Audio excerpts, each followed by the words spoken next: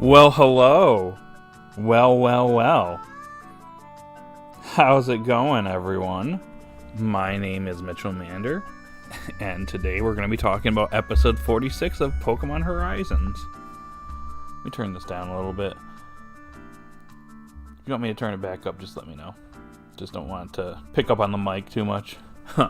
Anyways, so, for those that are brand new and just discovering this for the first time, I do these live discussions usually on Saturdays around 12 p.m. Eastern Time Zone.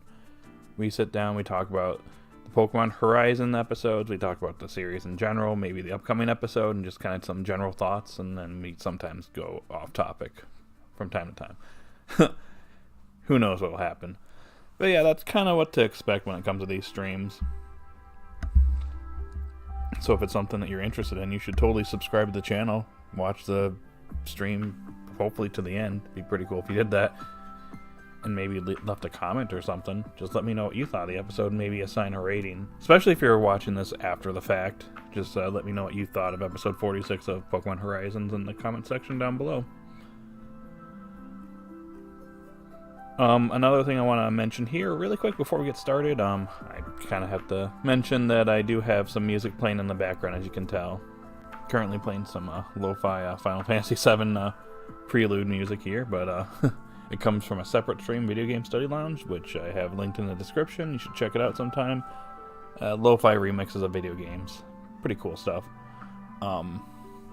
Usually listen to it when I'm like working out or at home, just relaxing, resting, or if I'm at work and I need something, put in the background as I'm working, I usually put that out. So yeah, check it out. Anyways, wow, we already got 4 people here and 5 likes already. Wait, 6 likes. That was quick. I was gonna say, I don't think I remember getting this many likes so quickly. How about we get this to 10 likes before the stream ends? Or we could aim even higher, 20 likes. Maybe that's too high. Be pretty cool if we did that. It really helps and I really appreciate it. Anyways, for everyone that's here right now, how are you doing? And how are we feeling about episode 46? We got a lot to talk about, by the way. Probably going to be going on for a little bit, so I'd like to hear some early thoughts before we get started here. We have PokeFan and HDVDB.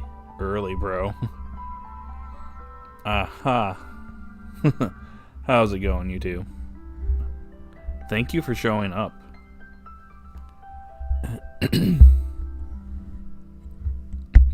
I just have to start off by saying I love how the Pokemon, unlike the actual games and Journeys, let you have your Pokemon at school. Yep. That's really nice, because in Journeys, they was just like, oh, yep, they just gotta stay in the playground. Hello. Alright, I'll let you do your thing. I liked the episode. It had some pacing issues, but it was pretty good. To see the characters in the games. Yeah, I will say that there was clear, like, it was pretty fast paced, but at the same time it is like an intro episode, so it kind of just gets us set up for what to expect for the arc in general. So I think this episode served its purpose really well.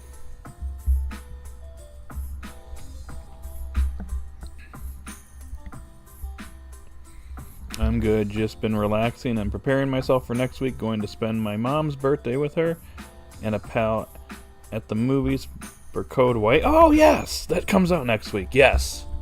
I gotta figure out when I'm gonna watch that, actually. Thank you for reminding me of that. I gotta figure out, because I think that there's some early screenings on Thursday. So I might try and see it Thursday night, but if not, I'll probably go Friday night.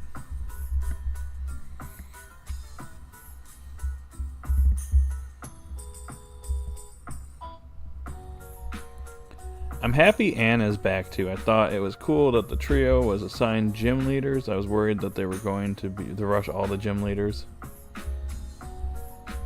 Actually, I kind of like that. I'm going to get into it a little bit more as I kind of go through my discussion, but yeah. I thought that was pretty neat. It's pretty obvious who they were going to be set up with, especially Roy and Dot, but yeah. What's Code White? That is the Spy X Family movie. I don't know if you've watched that series, but it's pretty good. It's a pretty neat series. It's pretty chill. I would recommend checking it out. The movie's out in theaters in the United States on the 19th, but I believe there's some early showings on Thursday. Agree. They handled the setup episode super well. I love how it was a mix of comedy and with action, with some calm before the storm. Exactly. That's kind of how I felt as well. Dude, we have a lot of votes already. Already at 9. Someone voted at 6-5. Interesting. Nimona and Roy constantly trying to battle was great. I hope they become official rivals. Yeah, I like that too. That was pretty nice. Claulas, what's up? Hi, welcome. Welcome in. Just gonna talk to Matt really quickly before I actually get started here. Once he walks out, then I'm gonna start talking about the episode. I have a lot of thoughts for this one. Plus, we have a new opening and ending to talk about as well.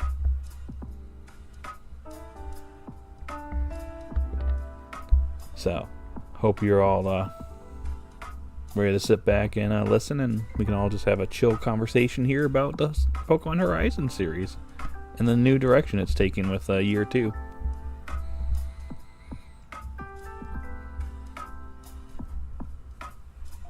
And have some video game lo-fi music playing in the background. Kind of bummed that Penny didn't have a single line. Yeah, if there was one, like, I guess nitpick I had from this episode is that she was there, but she didn't say a single thing. She kind of just was mute. But as we can see from the opening, it's pretty clear that her and Dot are probably going to be hitting it off here soon. So something to look forward to in the future, in the near future. So I'm kind of interested to see how that's going to go. I will say this, the amount of toxic people still being overprotective of Intro 2 and being no criticism or fair preference towards it or 3 is ridiculous, but that just be people. Really? I guess I wasn't really paying attention to that. Dot and Penny being friends, I'm absolutely down for. Me too. Can't wait for it. The friendship we were all waiting to see. I had a feeling they were going to be friends. And also, what's up? I just getting breakfast. Gotcha. Yep. Are you making something or just getting something quick? Getting a bowl of cereal. Oh, gotcha. Yep. And coffee. Gotcha. Alright. Once you're all set there, I'm going to start doing my thing here. You're good. I think you already started. I mean, I already started, just my next part's coming up. You're good. I'm gonna be quiet. I'm just gonna hear you out here eating cereal. Alright. Sounds good. I guess I'll go on with my stuff then. Once we hit the 10-minute mark here.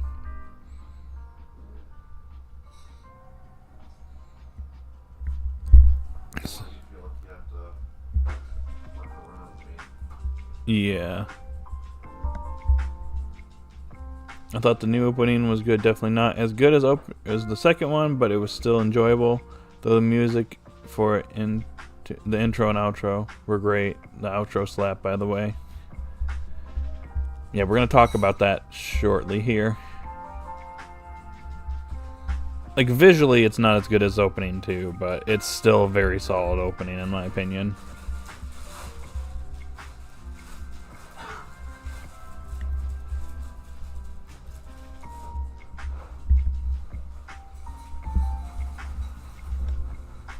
I also love how Terapagos is pretty much established officially as the Liko-mon. We even see her introducing it to her parents as her third team member with Atena. even gets some battles. And even it gets some battles, apparently, from the outro. I guess we'll see. Even though she's kind of more, it's still more so in that, oh, she's kind of, you know, watching over it kind of thing. I'll have to rewatch, like, the intro and outro again to kind of analyze everything. Okay, anyways, I'm gonna go ahead and get started and kind of talk about the episode and then my thoughts, and then move on to some other thoughts about the episode. So, for starters, for episode 46, I want to say it does feel completely different. I like how it has a completely different vibe from any of the prior episodes. It really sets itself apart, and that was the first thing I kind of noticed going in this episode. The music's a little bit different, like the preview music, and then the preview for the next episode, it's all different. It kind of almost just feels like a new era for the series. Also, the title card is also different as well, because we're not on the Bravasagi anymore for this arc. So, and we see Florgato there now, so that's kind of neat. But for the episode itself, I really like how it started out with Liko being back at home. It seems like a little bit of time has passed since episode 45, it would seem. I do like the fact that she got to reunite with her parents. We actually get to see her interacting with her mom in this episode, which I know Claudius is probably super happy to see that, despite it being kind of brief. But I really like that. I liked her dad being super overprotective and hugging her when he saw her. But I'm trying to think what else I had to say here. I also liked how they noticed they're like, oh, have you gotten taller too? So kind of shows that some time has passed since she's really been home, like before the series even began. So I thought that was pretty neat. Some neat details there. But then they head to school. She meets up with Liko Roy Dot. I like how she's pretty much representing her school. I don't know what school that Roy goes to, but like he's basically donning the outfit, the outfits from the game. Same with Dot. And Scarlet's canon, so yay. But anyways, we head to the school, and yeah, I like it. We meet Gita and Clavel here. He pretty much wants to know why they want to do terrestrial training. And it seems like the whole thing is like the academy here basically has a program where they basically have exchange students from all over the world that can come and, you know, do terrestrial training. So that's pretty neat. I actually kind of like that. That's kind of like their excuse to kind of bring Anne in there, to be like, oh, you know, exchange students, this is like our exchange program where people, you know, all over the world show up for this, and then, you know, they do their thing, you know. But trying to think what else I had here. So I thought that was really cool. I like that. That's kind of their way of implementing having all kinds of people show up here, including the explorers, but we'll talk about them in a little bit. The one gag I really like in this episode is that Nimona shows up and she wants to battle constantly, and she gets denied like all the time, which I thought was pretty funny. But it seems like the point of the terrestrial training is that each student, they're going to basically be assigned with a gym leader, where they're going to do an assessment and then the actual like implementation of the Tera terrestrialization, or Tera Orbs. So they're not going to be facing off against every single gym leader, but they're getting an assigned gym leader, which is kind of what I thought they were going to do. Not have them all go against all the gym leaders, because that'd be way too much. So we got Liko going up against Katie, Brassius for Roy, which is pretty much a rematch for him, and then Dot versus Iona, which I think is going to be pretty cool to see. I really like Deidre in the episode. I just like her personality and kind of how she was exercising with Liko, Roy, and Dot. I just think it's funny because they were like the only students she was actually with. I'm like, where's the other students in the class? Just those three? But we get the reunion with Anne here, which was really nice to see. And she's also there conveniently at the same time as the explorers. Wonder if that's going to go anywhere. But anyways, we get Liko versus Anne, basically a rematch, pretty much almost 1 year later. from their first battle, and this time around Liko actually wins, and she actually pulls off some Ash strategies too. So that was cool. Hold on one second.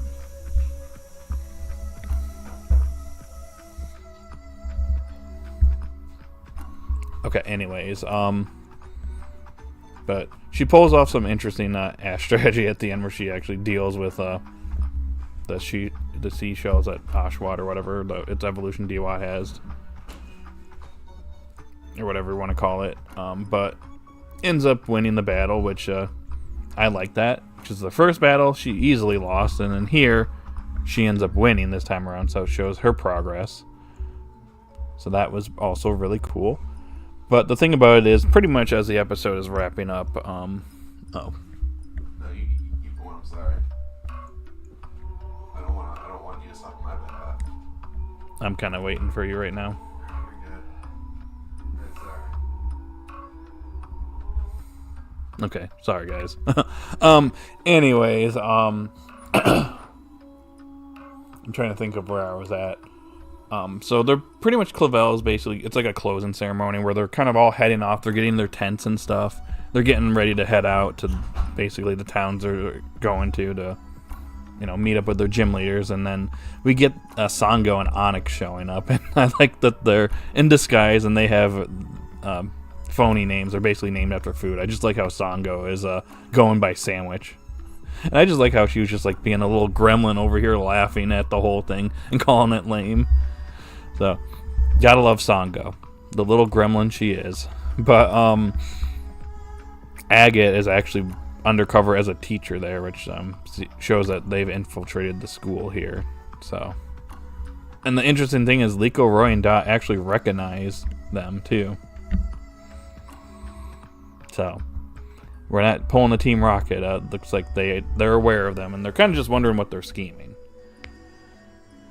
So I guess we'll see what that entails. But for pretty much the end of the episode, they reach out to the Rising Volt Tacklers, and I like how that they're all in communication with one another still, despite being apart for the time being. Orla's working on the ship, and it seems like the others are kind of doing their own thing.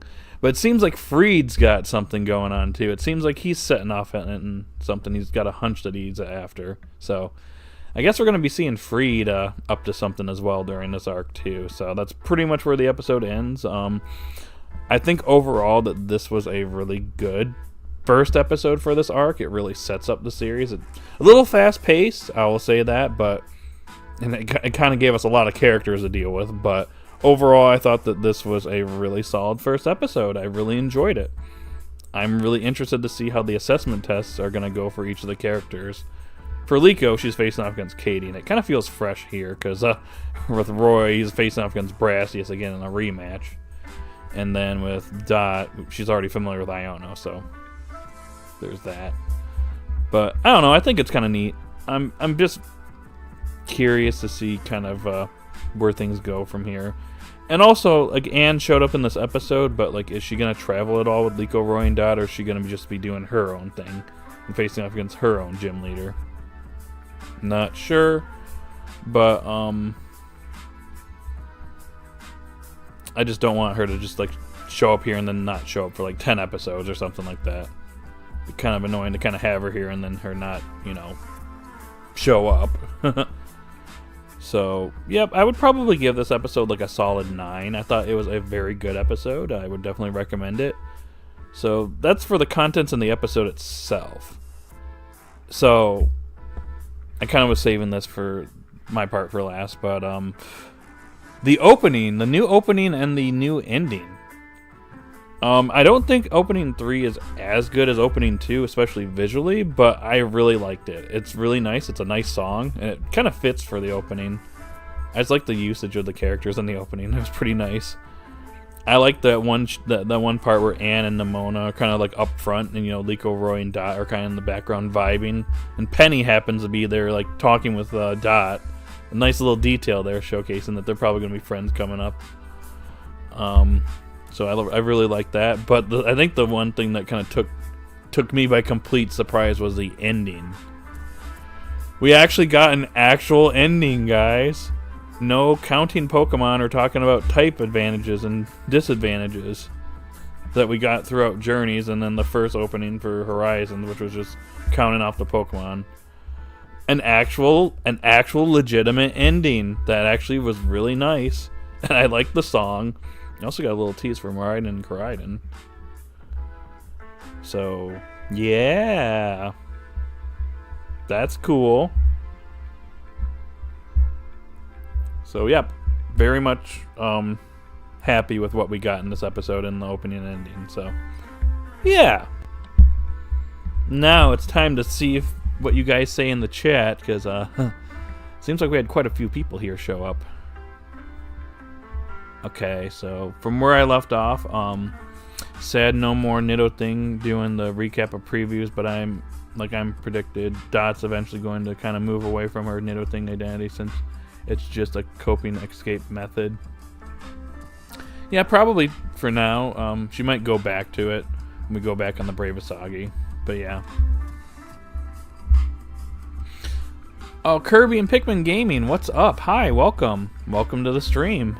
Hope you're having a great day. Thank you for joining. I'm the only one who didn't know that Florgato's little thing was a yo-yo. I don't know. I like the yo-yo. It's pretty cool. It's pretty neat. I like it.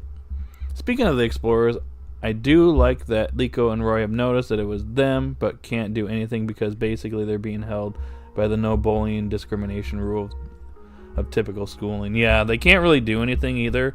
I noticed there was some discussion on Twitter about this, about it possibly being like a plot hole or something like that, of them not saying anything. But I'm like, they can't really like do anything about that though, because the thing about it is like they're aware of what they're doing. They're kind of like keeping an eye on them, but they can't exactly go out and be like, hey, these guys are like evil. They're like, they did this. They can't say, oh, they were like, coming after me and Terapagos. Like, it was established in the episode that Liko kind of has to keep Terapagos hidden. And in addition to that, Agate is like on the faculty. She's pretty much in the school now, so like if they try to do anything, she'll shut them down. And they'll just get themselves in trouble, so I think it's best that they're kind of going to keep an eye on them and see kind of like what they're up to and what they're scheming and why they're there. It's obvious they're there to just spy on Liko and others and see kind of what they're doing, but yeah. It ain't a plot hole. They just can't really do a whole lot. Speaking out now would cause more trouble for them, so it's best to kind of just stay like to the side and kind of just observe, if you know what I mean. Because they could easily just be lying about them being evil, and that could hurt their reputation or get them in trouble, so they just keep quiet. Yep, exactly. Anne is just part of the Explorers. It's just too perfect. It does seem very convenient that she's there at the same time that Sango and Onyx and Agate are there. It does feel convenient. Maybe it's just a red herring. Who knows?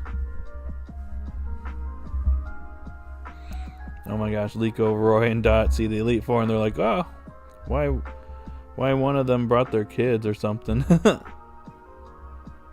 Exactly. I wish they would have actually like commented on there, had a funny moment where Roy made a comment about that. Because earlier in the episode, like, oh, who are those guys? And Dot's like, guys, they're the Elite Four. Oh, by the way, Rika. I already like Rika's personality just from this episode. I forgot to mention that. Very interested to see more of her in the future.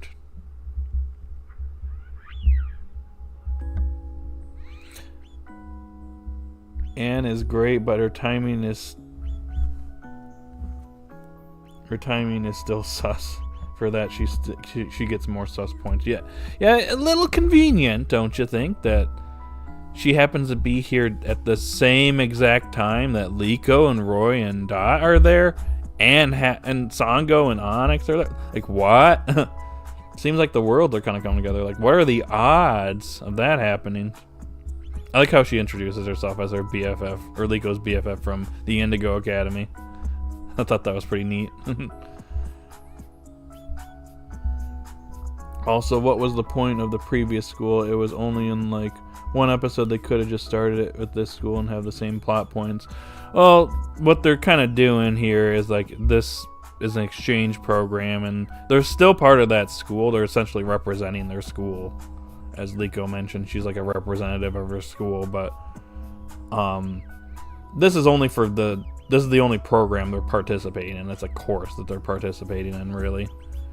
So, not like a full-on institution for them to like do all their schooling. It's just something they're doing as an exchange student kind of thing. Exchange program. But I see your point, though. Opening 2 is still better than opening 3, but I really dig the song. Agreed. I just think that opening 2, just like the visuals in opening 2 are kind of hard to beat. I'm thinking opening 4 if they're gonna have, you know, for the end of year 2, if there's like a opening 4 for the second year, it's got to be on par with opening 2 visually.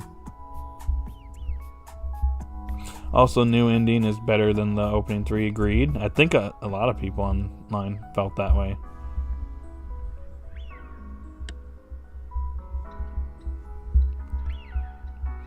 Something I noticed is that the Reasonable Tackler members are in different towns that Liko, Roy, and Dot are going to for their gym challenge.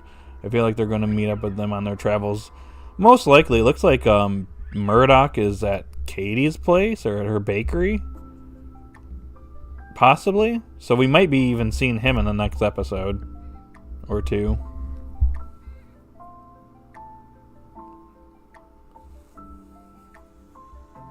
I'm just wondering what Freed's going to be up to. I'm very curious to see what he's going to be doing in this downtime period.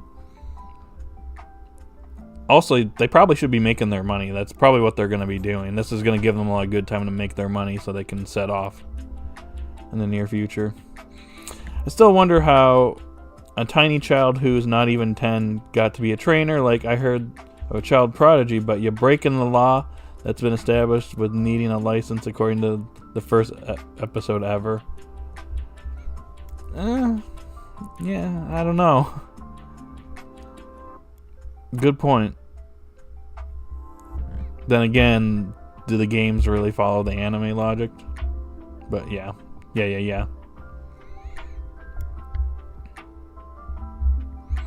T. Henry 12, hey, welcome in. Good to see you. Hope you're having a great day.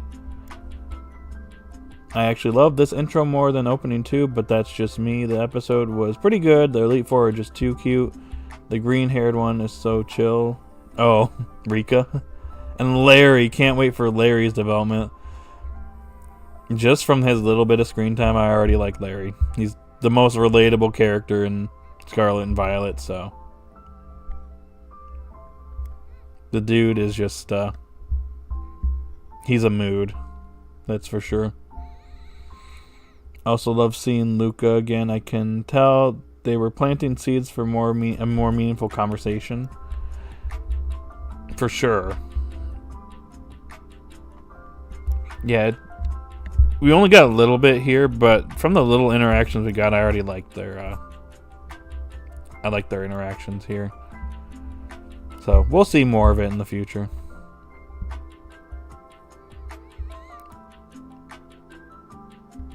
He just sells Oblivia, Moltres, and Lapras and blames Amethio. Amethio did this, not me. I'm innocent. I'm innocent, I tell you. I'm innocent.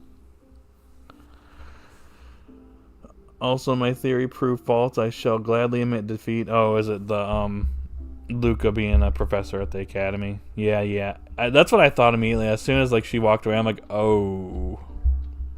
Well, that's not the case. She's teaching at some other school. RIP.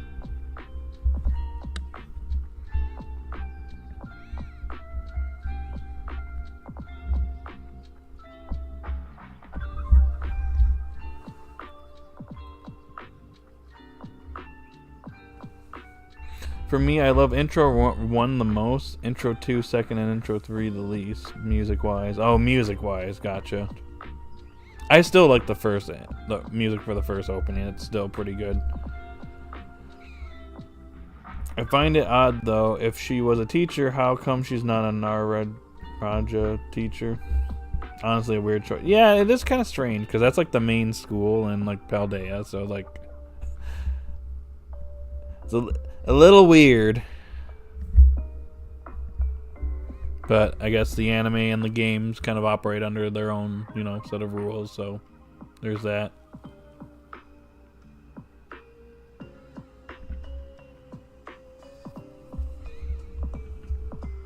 I'm excited for the trio to travel like a traditional show. I hope they catch some new Pokemon. They probably will.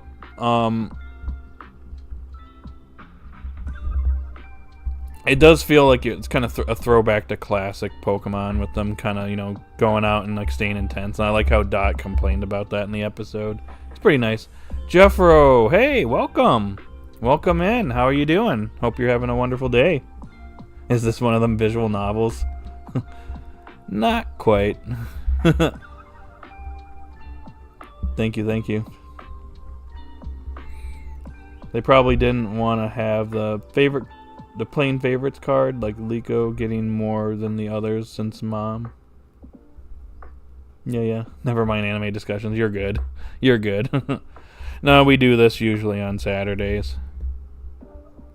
The episodes come out on Fridays, so I usually do this like the next day.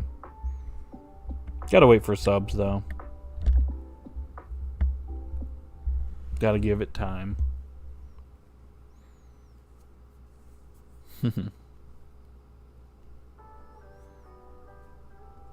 I do like the putting the music in the background, though.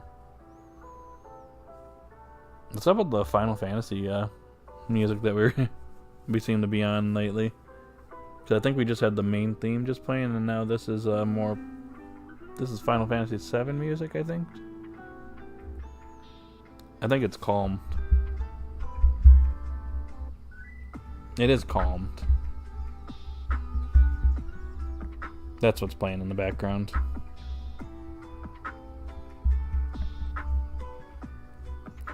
Whew. Anyways, we have 17 votes already. Crazy. Still majority.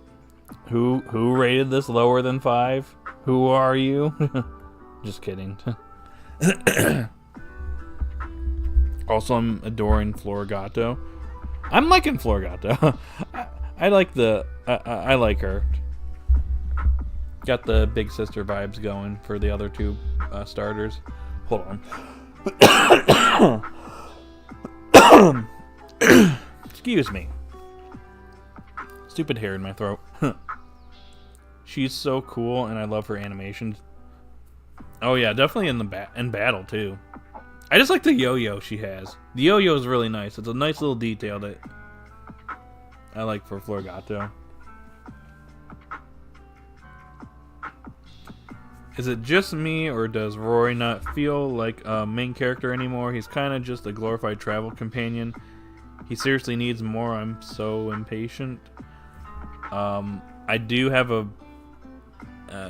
video that I'm still working on, but I plan on having it out by tomorrow night, hopefully. Fingers crossed. But I do talk about Roy a little bit in it. I think in the beginning he did feel like he was on equal pairing with Liko, because they are technically dual protagonists. But it kind of feels, as the series has gone on, he's kind of been relegated to like secondary character. Like Liko's the main, Roy's kind of number 2, and then Dot kind of is fitting the number 3 role now.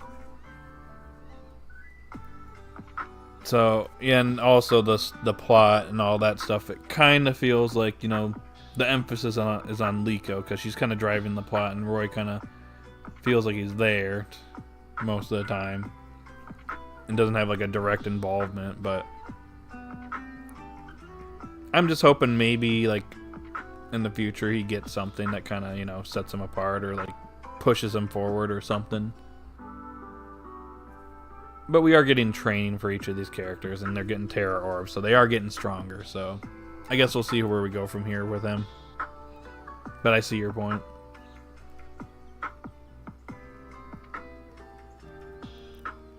Florgato has such a great design. I love it.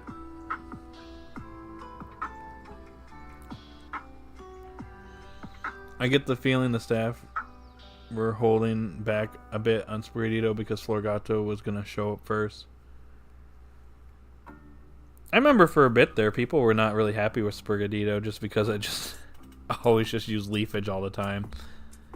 And then it finally learned Magical Leaf, and now it evolved. Look at it go now. Also, Liko is the first female protagonist, so they probably want to push that. I get that, but it's also a dual protagonist series. It's kind of how they advertised it, so you kind of probably should, you know, stick with that and not deviate too much from that. Otherwise, might annoy some people. Just saying. Prior series was the dual protagonist route, but it's clear who had the most emphasis of the two, especially at the end. Just saying. Here we go, some Pokemon lo-fi in the background. Speaking of gym leaders.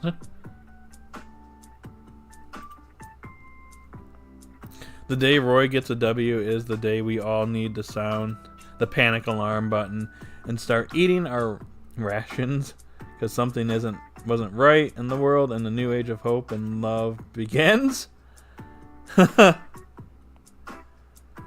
Well, you might want to prepare for that, because I get a feeling we might get a W against Brassius this time around. We have a stronger Fuecoco that has a greater moveset at this point. And also terrestrializing. So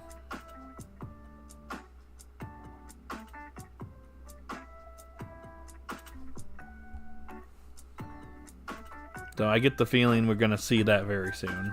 Not really the whole dual protagonist is marketing thing. It isn't the only instance of this. Many film, TV shows have done false advertising. I get it, but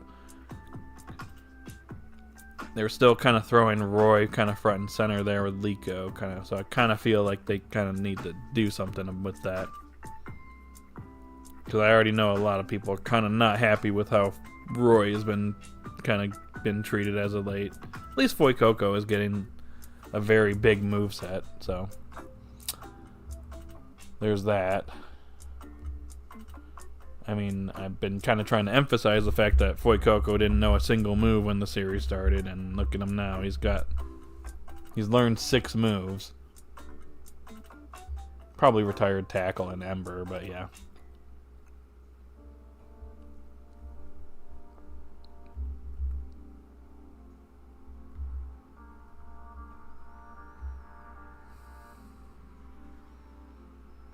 In fact, I'm going to look it up right now. I'm a little sleepy today. Hey, look, more Final Fantasy music.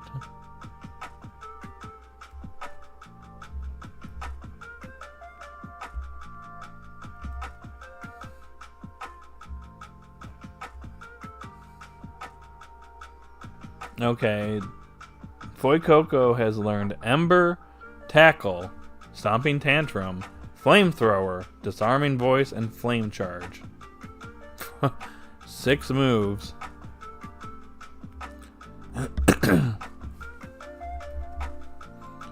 Now when it comes to Liko's Florgato,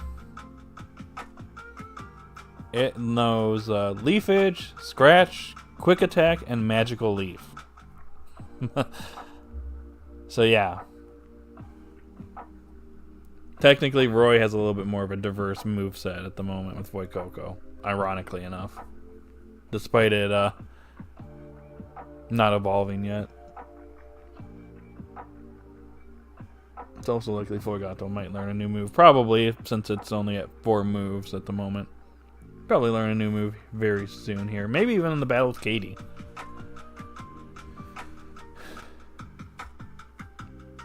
I know, but that's such a cheap shot. It just shows that they weren't confident having Liko as the main protagonist.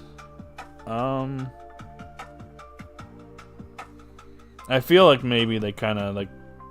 I get what you're saying. They probably were afraid that they'd probably take a hit with their demographic, so they kind of have Roy there to kind of suffice like their like boy audience or whatever. But Liko's there for the girls or whatever. I don't know. It is kind of interesting with this series is that we have a trio. Liko, Roy, Dot, and 2 girls, 1 boy. Whereas before, it seemed like it was always like 2 boys, 1 girl. Ash, Misty, Brock. Ash, Brock, Dawn. Ash, Iris, Cyrus. Or Silent, excuse me. I almost call him Cyrus for some reason.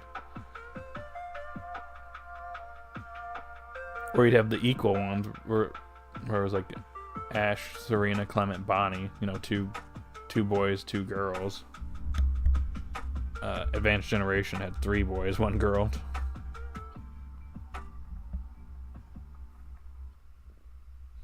But yeah, it's kind of interesting. Like this series, there's more girl rivals in the Scarlet and Violet games too. It's Nimona and Penny, and then Arven's the one guy rival. So there's that too. It's pretty interesting.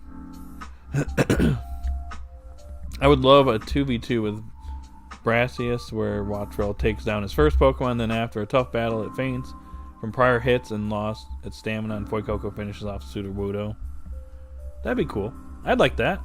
I'm just gonna say it would be kind of disappointing if Roy went up against Brassius for round 2, and after getting another Pokemon and getting stronger, he loses and fails his test. Don't you see that being kind of disappointing and a little bit of a problem for Roy? So let's hope he wins. I like to see that too. Okay. Yep. But that's no longer much of an issue. There's a shot of the OP where Roy is the only boy there. Oh, that. Yeah, I know. I know what you're talking about, because that's the one with Nimona and Anne front and center, with Liko, Roy, and Dot kind of in the background vibing, and then Penny's happens to be there as well. Maybe at first they got cold feet, but episodes later they grew confident. Who knows? There was a time where a lot of people were kind of disappointed with Liko and felt like she wasn't developing. If you remember, prior to the Hatena capture and her getting her goal, I remember like a lot of people were like, "Wow, look at Roy developing here a bunch." And then Roy got his second Pokemon before Liko did too. Keep that in mind.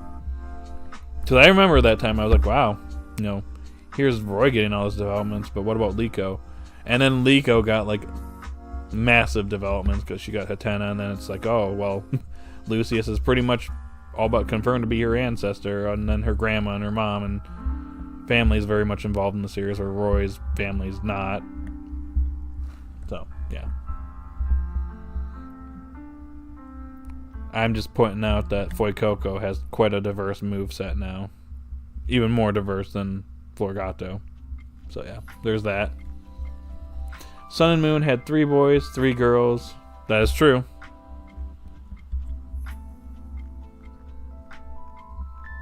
Then you had Kukui and Burnett. So that was pretty much even. Sun and Moon had 3 boys. Okay, I've read that already. And Scarlet Violet only added Kieran for another second male rival, and Carmen for another female. So, I mean, the main rival here was Kieran mainly. That is true. I didn't bring up the DLC. I was talking about the main game, but yeah, I see your point. Didn't we already listen to this song? I was gonna say, another Final Fantasy track. What's up with the Final Fantasy lo-fi that's pretty much dominating the stream so far? I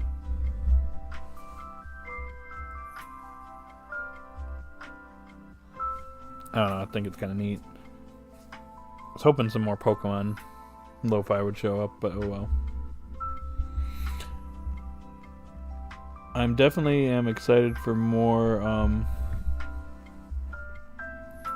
and can't wait to see more Sango shenanigans. Me too. We already see her in the preview for the next episode, so we already know that there's going to be more chaos with her. So, I look forward to that. I gotta bounce now, so bye. Alright, Clawless. You're good. Once again, thank you so much for joining. I really appreciate it. It's always a pleasure. So hopefully you have a great rest of the day, rest of the weekend, and I'll see you in the next one. Everyone say goodbye to Clawless. Wish her a good rest of the day.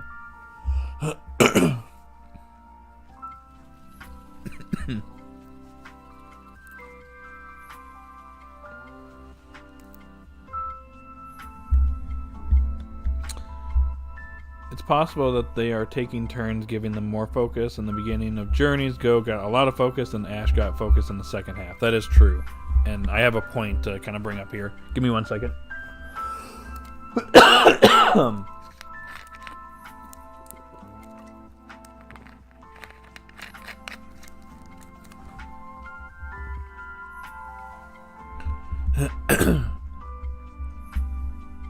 Okay.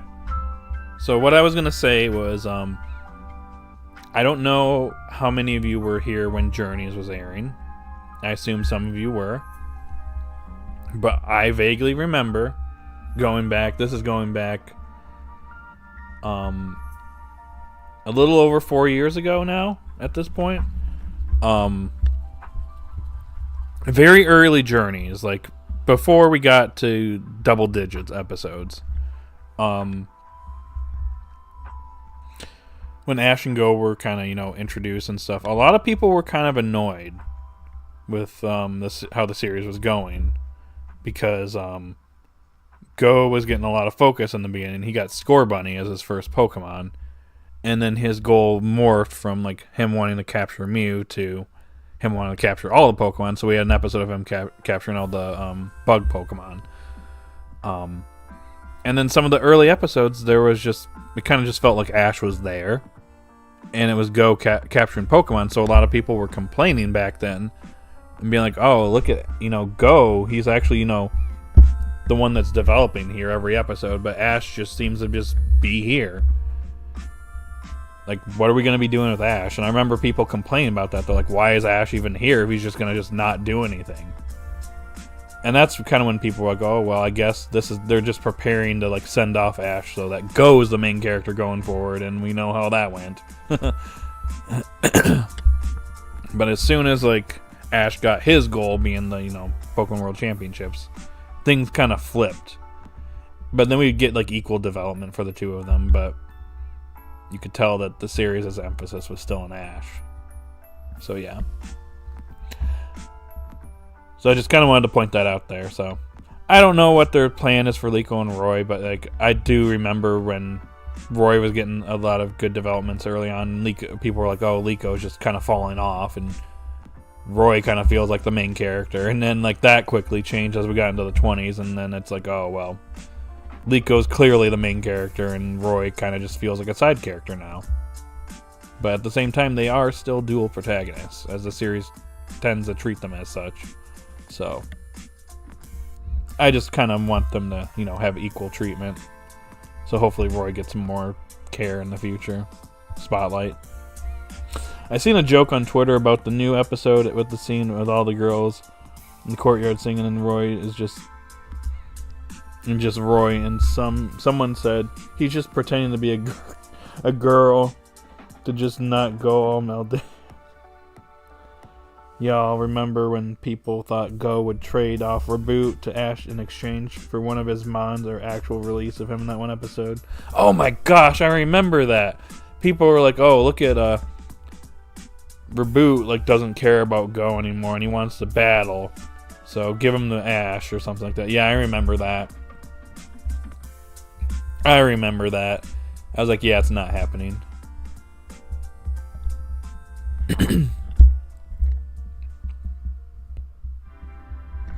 Oh, those were the days, weren't they? Kind of strange that was 4 years ago now. Those early days and Journeys. Doesn't feel like it was that long ago. Isn't that crazy? Time really does fly.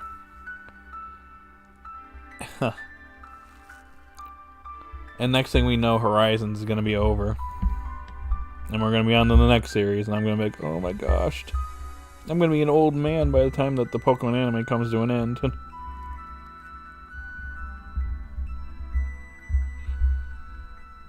You're gonna hear me in 20 years or 30 years. Hey everyone! Looking at the next episode of Pokemon Universe. We're going to this planet now. Mm-hmm.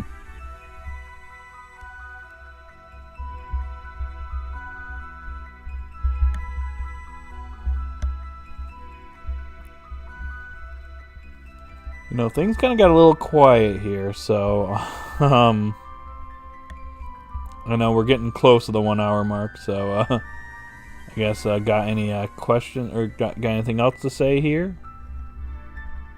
Anything at all? Actually, we got something here. My only question is, where is Arvin? That's right. Hey, Pokemon Company. Where is our boy Arvin? Where is he? I demand answers. I must know where Arvin is. You know, aka the best character in Scarlet and Violet.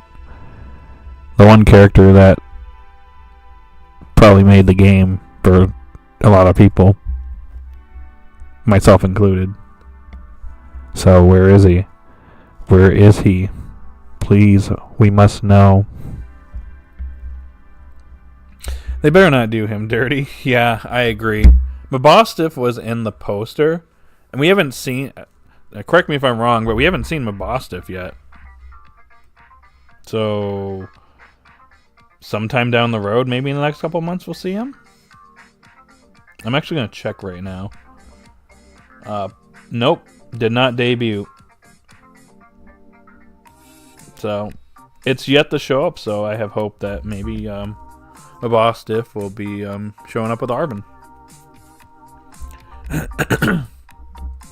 I swear if he doesn't show up, yeah, I'll be mad. 0 to 10 worst Pokemon series. Failed to include Arvin. Time to drop Horizons. Yeah, you see the video come out. Hey guys, this is Mitchell Mander. And I hate to say it, but Arvin was not showing up in Horizon, so I'm dropping the series. We're instead going to be making cooking videos, I guess. I don't know.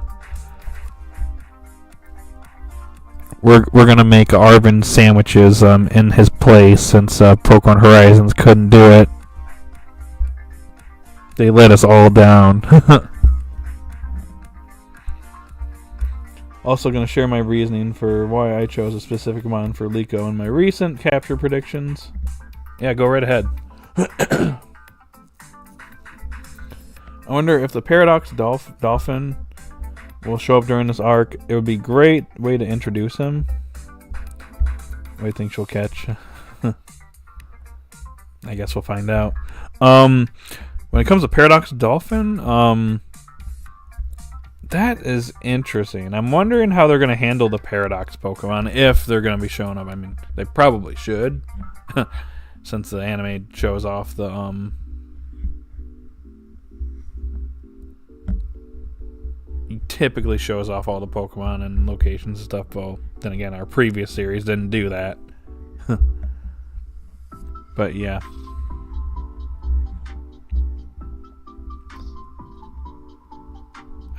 It's kind of hard to see how they be implemented, and unless there's like an arc coming up with it. Maybe with the explorers and stuff. Who knows?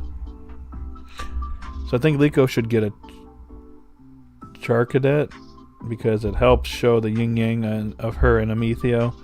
Armor Rouge is said to be loyal and fights for the truth, and what's right. Cerulege is mean and spiteful and cunning like Amethio. That would be kind of neat. I wouldn't be opposed to that. I think that'd be kind of neat. I remember when people wanted Freed to get Armor Rouge.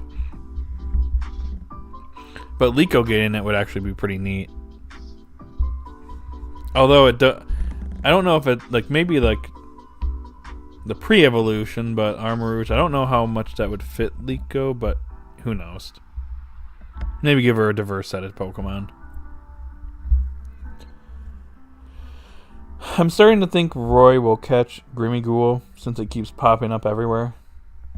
I guess we'll see. Grimmighoul would be, I don't know, I feel like that would be a good Pokemon for the Bravasagi, just to mess around and stuff on the ship. Kind of like some of the other Pokemon they've brought on. It'd be a nice Pokemon to bring on there too, but if you give it to Roy, that'd be also pretty neat. And then it evolves later down the road, and then it just surfs everywhere. That'd be cool. And then maybe have a surfing episode with Roy surfing with it. Or maybe snowboarding or whatever. They could make it happen.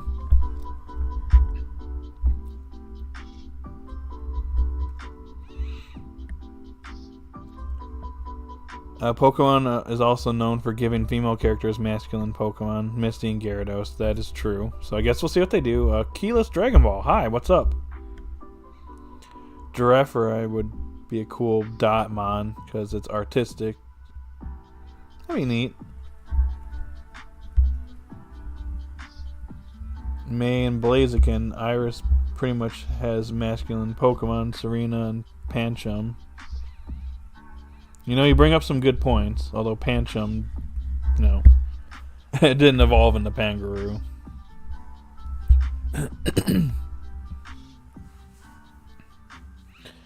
The battle between Liko and Ann was dope. Glad to see Liko get a W. Me too. Me too. It finally happened.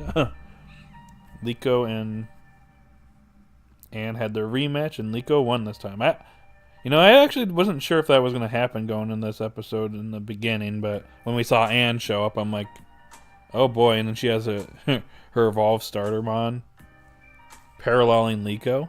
It's nice. I like it. Hopefully we get like another match between them with when they fully evolve. Once we get Meowscarada and Samurott. That'd be cool. I love Pangaroo, one of my favorite mons in general from Gen 6. I like its design.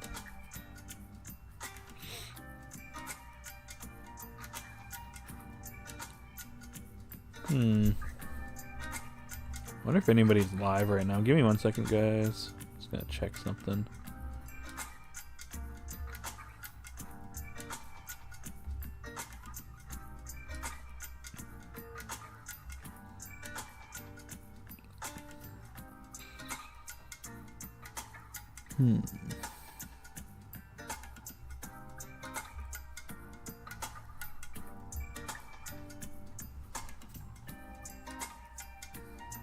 I think Dot should catch Greavard. They have the same hairstyle, and Greavard likes to dance and hide. It fits her perfectly and would work really well with her streams. That would be neat. I think one of them should get Greavard. That'd be a really cool Pokemon for any one of them. Let's see it happen.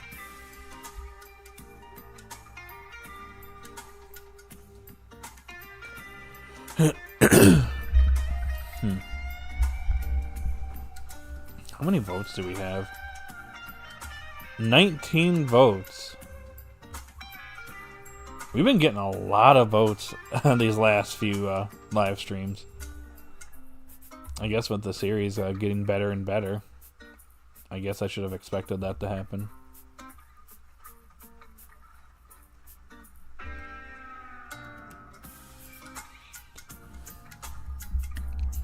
I don't think it should evolve though. Gotcha. Hope Liko uses her other Pokemon soon. Yeah, Hatena really needs something here soon. Hoping it maybe participates in a battle or something. Because it definitely needs it. Definitely lacking a little bit.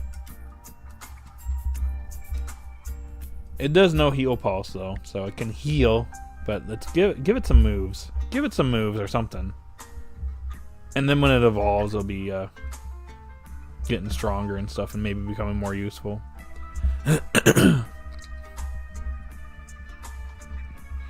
So I guess I'll be the one to ask it. What's with Annihilate, Tadpole? Frigibax and King Gambit in the intro.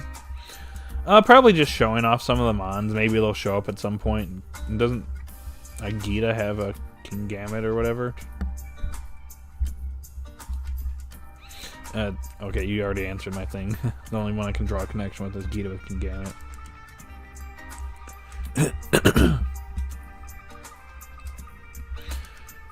Maybe it's just some Pokemon they're going to encounter on the way as they're doing their assessments.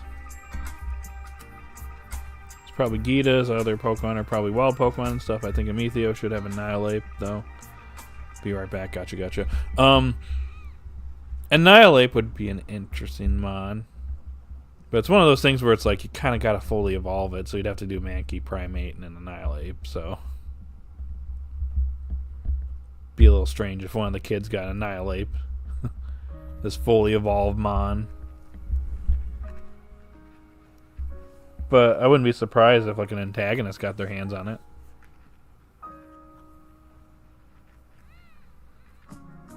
Or better yet, what if Deidre ends up having one? And they come back to do some gym lessons with her. She has it.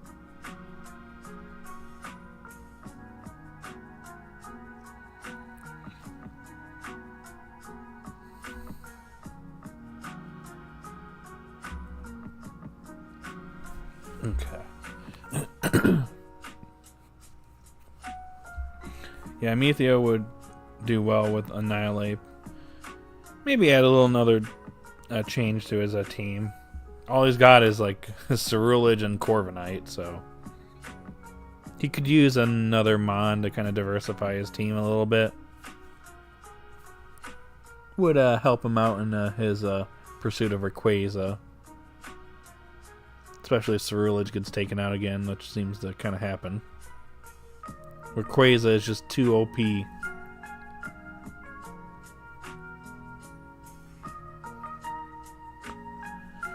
I'm really sleepy today, guys.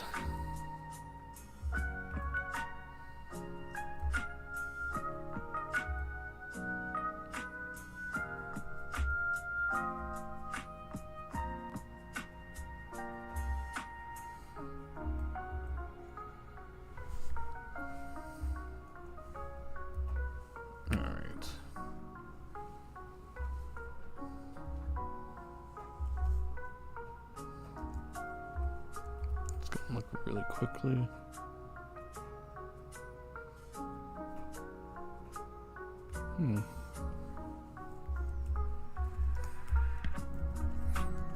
Mario Party.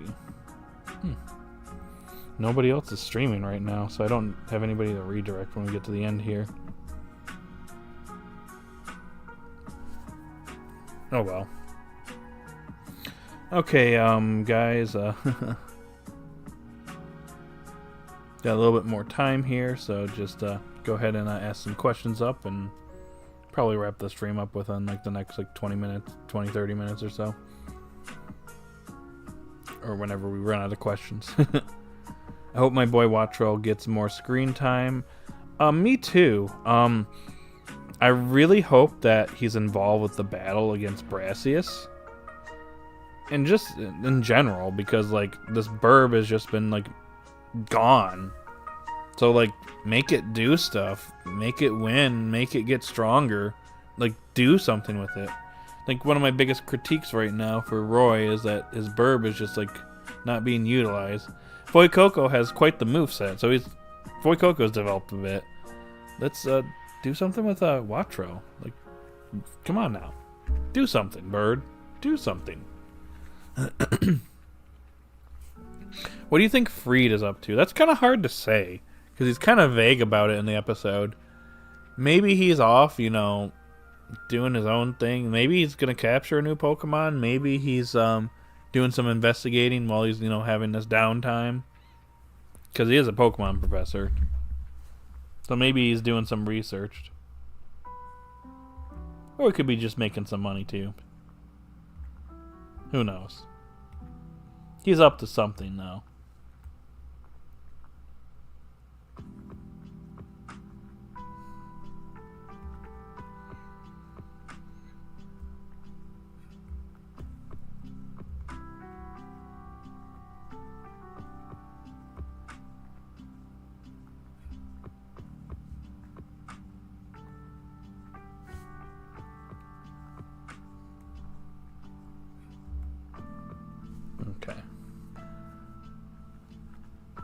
I'm trying to look into it. Like, I want to look into Freed a little bit here.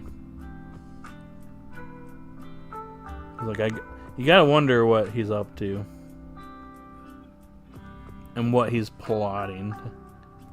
Yeah, Freed is secretly like Gibeon or something.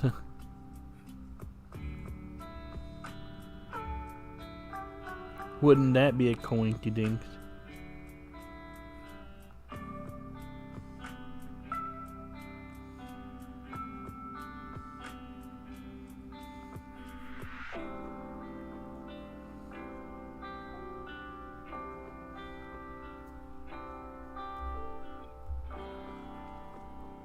Siasm, what's up? Welcome. Man, this felt like an entirely new series. It really did. Like, besides the opening ending changing, like, the feel for the series was completely different suddenly.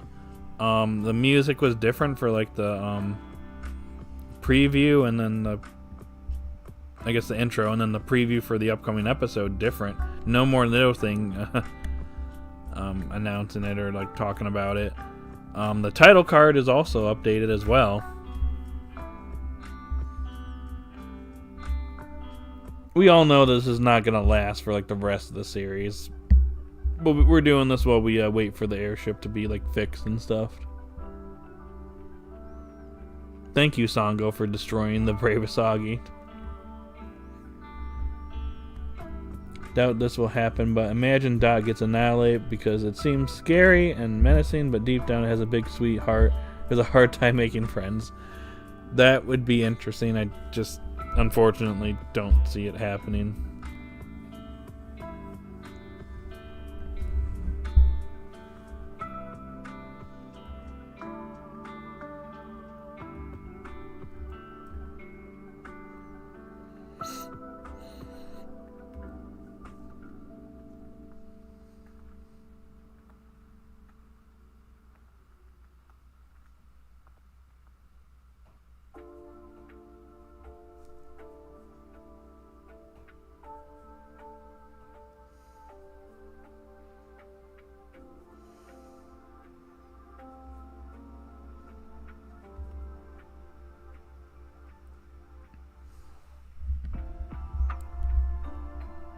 Okay.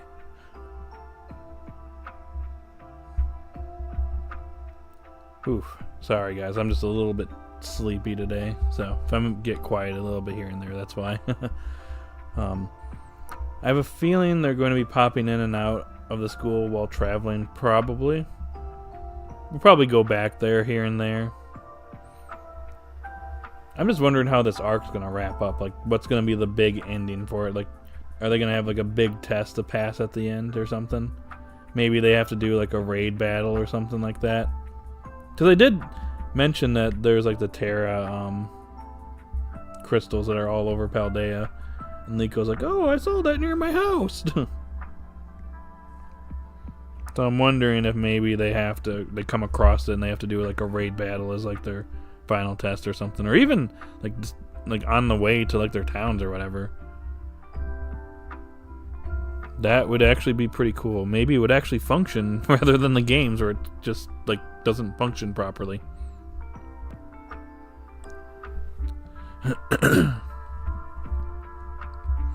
Sango blows him up shop. You bring it, she breaks it. Rival company of Handy Manny. Oh, you're funny. Glalie is definitely gonna need to be, like, near a Pokemon Center, like 24/7, because it's just gonna be blowing up all the time.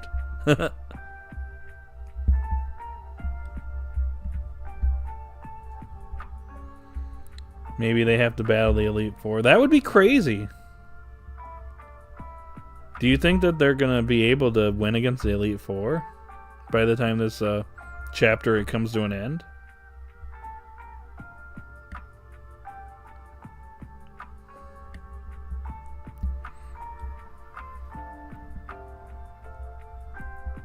Also, when is Nimona and Roy gonna battle?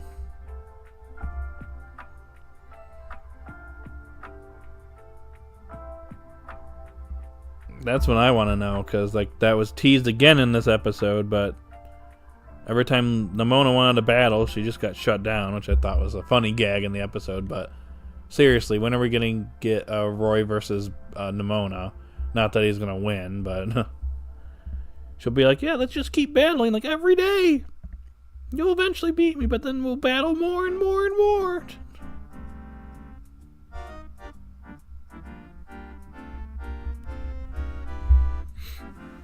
Real Nimona and Roy's battle will be legendary.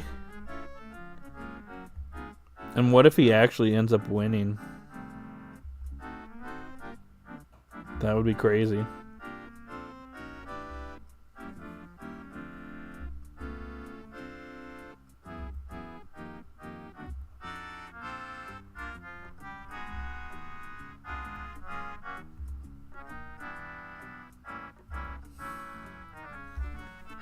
Trying to think what else I kind of want to see. Hopefully next time we see Penny, she says actually something instead of just being Mew. But seeing as her and Dot are hitting it off in the opening, we might see that before Dot has her assessment with Iono.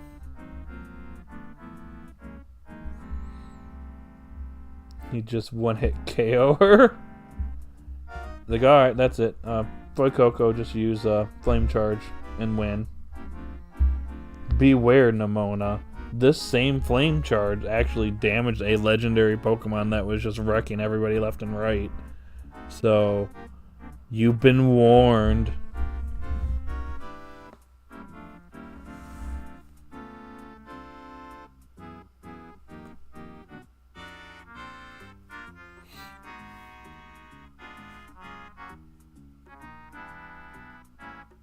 Okay, does seem kind of like the stream is kind of starting to slow down a little bit. So is there anything else you guys want to chat about here before we get on out? Get on out of here. Alright, I got to go. It was nice talking to you. Okay, you're good. Thank you once again for showing up to the stream. I definitely appreciate it. We had a really chill conversation, and I hope to see you in the next one. So I hope you have a great rest of the day, a great rest of the weekend, and yeah, see you next week.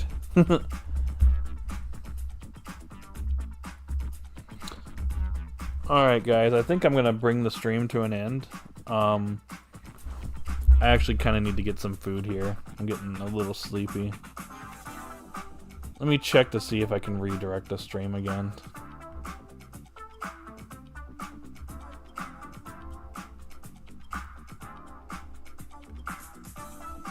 Let me check. I don't think anybody's live for me to go raid. I guess we'll do it another time. Alright guys, I'm gonna go ahead and kind of wrap things up here and end the poll. You got 19 votes. Most people said 10-9. So I guess we'll give it a 9 out of 10. That was my rating anyway. So anyways guys, that's it for the stream. We'll be doing this again next Saturday for episode 47.